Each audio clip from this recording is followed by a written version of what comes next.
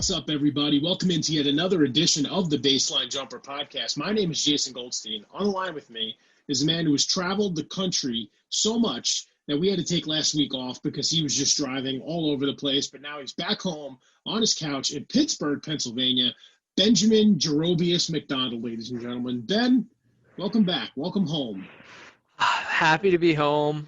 It's been a great trip. We got to see... So just for the folks at home, I got to see my parents for the first time since Christmas, and Flo, my wife's parents, for the first time basically since Christmas as well. It was like Christmas, New Year's. So we got to see them, but we drove like 50 plus hours over the course of the time we were gone. We did pretty much the whole East Coast. So it was a lot of driving, but it was nice. It was really good to see them. We were very careful. We quarantined there and so on, and so we were nice and careful, but it was so nice to see everyone. And it's been that kind of year, Jason? Like, it just seeing family and just getting to see people has become a challenge with everything. So it was a real blessing. I was very happy to be able to do that. And it's a challenge now for anyone who doesn't live near their families. And I mean, you see with the NBA players who just had their families come to the bubble recently. For the playoffs, like, it is such a challenge now. Like, you can't just go see your family anytime you want. It's difficult. I know, and for those of you who don't know this, Ben is my boss on this podcast, and he actually had the courtesy to ask for permission to take last week off. And I'm like, Ben, you're the boss. You can do whatever you want. And he was like, no, Jason, you have like a 3% stake in the podcast. Your opinion matters. And I said, fine. I'll just DoorDash. And I DoorDashed and watched basketball. I think it was actually a week ago tonight that the Heat closed out the Bucks. I believe it was Tuesday. It's funny how things move so quickly, and you're right. I mean, the Heat closed out the Bucks not that long ago, and now we're on the eve right now as we record this of another big game, Game 7, the Nuggets.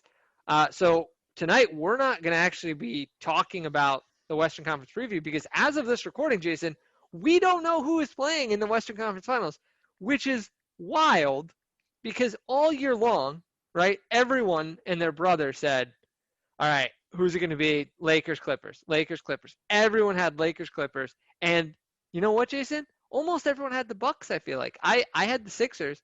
Most people had Bucks coming out of the East and Lakers, Clippers out of the West. None of that right now is locked in. We could have the Nuggets get in.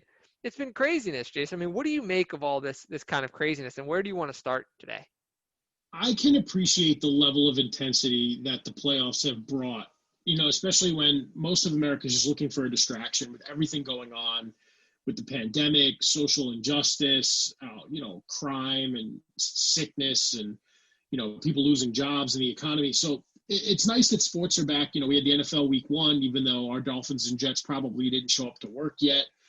Baseball's nearing the end of the regular season. The hockey playoffs are going on. So this is a fun time of year for sports fans because in some form or fashion, all 4 sports are back. And the NBA was kind of the catalyst, even though there's no bubble for the NFL or bubble for the MLB. Like, the NBA was the first sport that said, hey, we're back. We're going to go down to Orlando.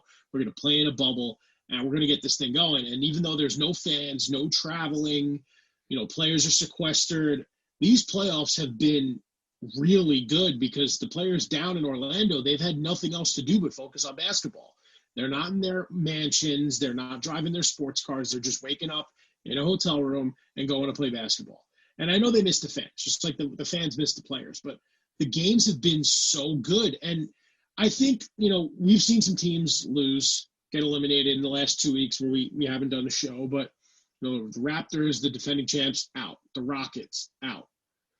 And the Bucks out. So we're seeing all of these teams lose and go home. And you have to wonder if the circumstances were different, home court travel. It's like, would the Raptors still be in it? Would the Heat be home? Would the Bucks have put it together? It's just a lot to think about. But I think Jimmy Butler and the Miami Heat are a prime example of just they're showing up and playing the games and they're beating teams and beating them quite handily. So it's been intense, and I've loved every second of it. All right. So where do you want to start with this week? Would you want to start Eastern Conference or Western Conference? Let's go East because we've seen two teams get eliminated in the Raptors and Bucks, which a lot of people had pegged as the conference finals. The Raptors coming in, the defending champs, they have that championship pedigree, and the Bucks, who were everyone's favorite to come out of the East and potentially win the whole thing. And the Heat and the Celtics were like, no, got to worry about us too, and they were the better team. So I think we should start with Milwaukee because out of all these teams that we're kind of doing a post-mortem on, they were the team with the highest expectations. Giannis about to get his back-to-back MVP award. And, he was pretty much a non-factor in games 4 and 5. I know he hurt his ankle and he couldn't get out there in game 5 and it was pretty much over. But, of course, that begs the question, is the supporting cast enough? I mean, the Bucks, I think, just ran into the better team. Jimmy Butler is proving to everyone that he can be an alpha dog. And I was wrong because I thought he was a 1D player at best, and he's showing he can lead a team. He has the right complement of players around him. And what do you think? I mean, were the Heat the better team, or should we focus on the Bucks coming up short?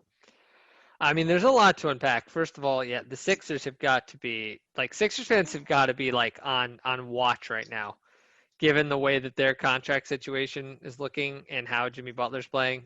No bueno in Philadelphia right now, because you got to think right now with the way that the Sixers flamed out, they're probably wishing they still had Jimmy Butler.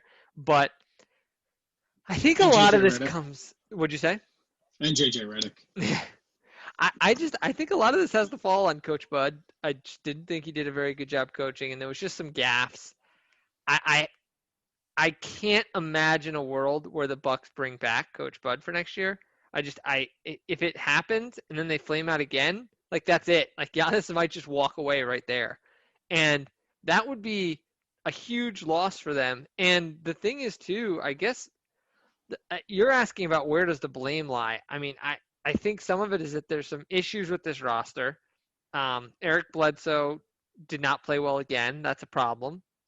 And I'm not sure Chris Middleton is a capital S star in the league. I think he's fine. He's good. But I'm not sure he's good enough to He should be a number 3, right? Exactly. Yeah, Middleton should be a number 3. The problem is they need youth. They let Brogdon go, and they got worse. Wesley Matthews and Kyle Korver are not going to, fill the void that Brogdon left. I know there's some young guys there with DiVincenzo and Pat Connaughton, but they're more play 12 minutes a game, make 2 threes, play some defense. They need actual guys that are going to go out, run the floor on both ends. I mean, if they got a second star and made Middleton a 3, they would be so much better off. I mean, look at the dynamic duos in the NBA. You have the Lakers, who are still alive, Anthony Davis and LeBron James, the Clippers with Kawhi and Paul George, the Rockets, who just lost Harden and Westbrook, the Celtics, you could say Kemba and Tatum.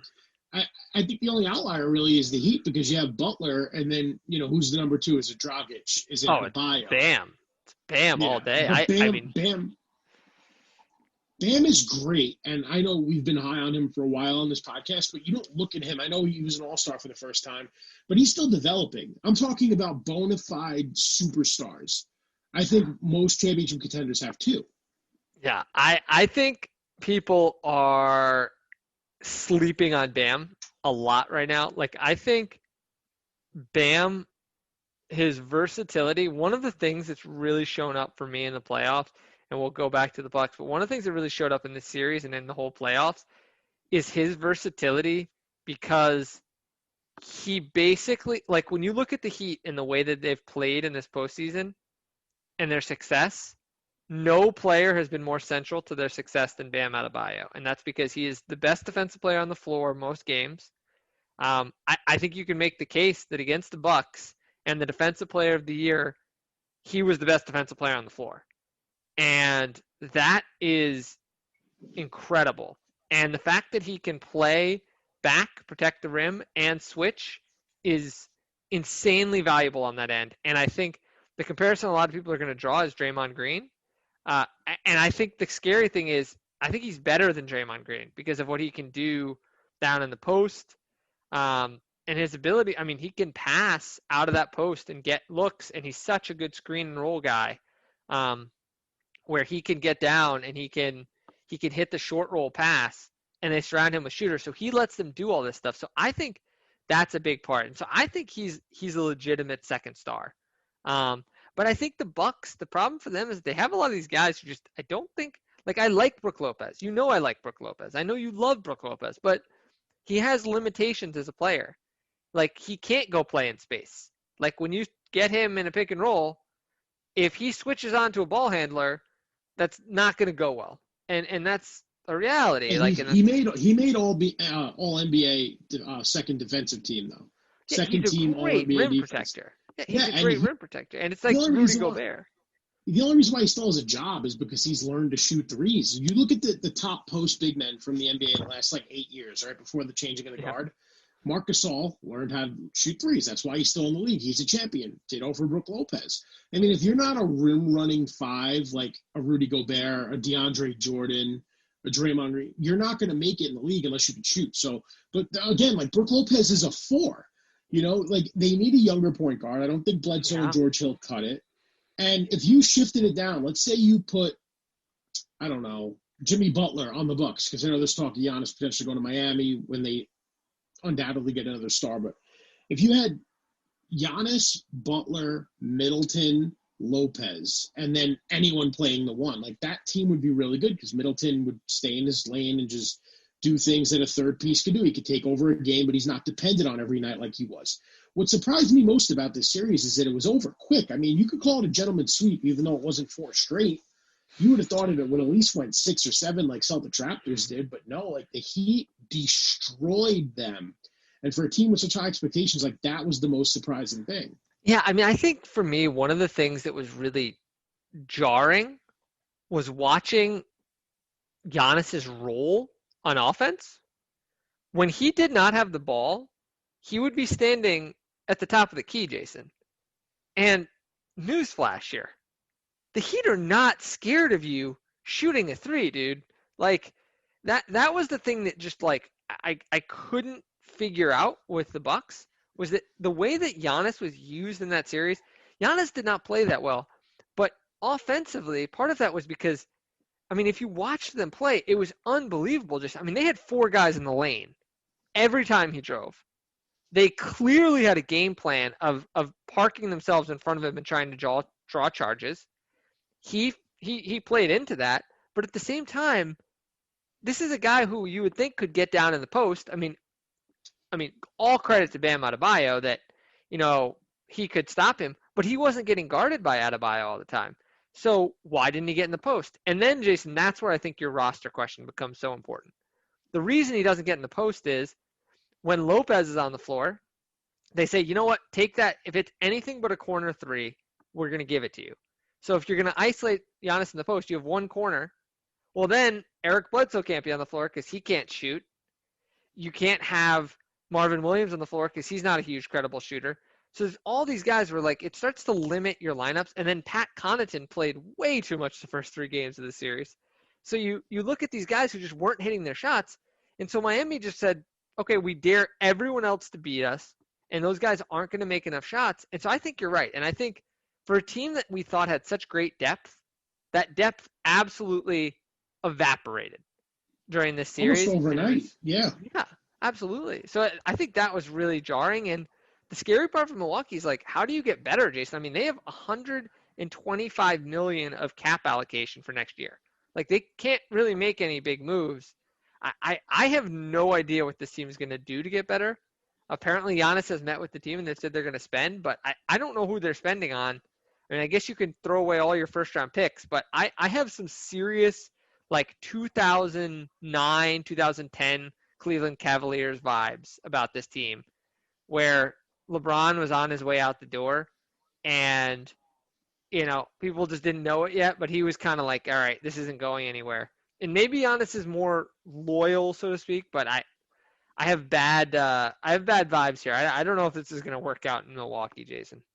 I'm not saying Giannis is going to leave, but there's no way in hell he signs that supermax deal, even though it could be up to as much as I think $250 million. Giannis could be making $50 million a season, which is already more than the 40 some odd million that John Wall and Harden and Westbrook make. I mean, you're not going to win. You can't put a team together when you're paying the one guy that much money.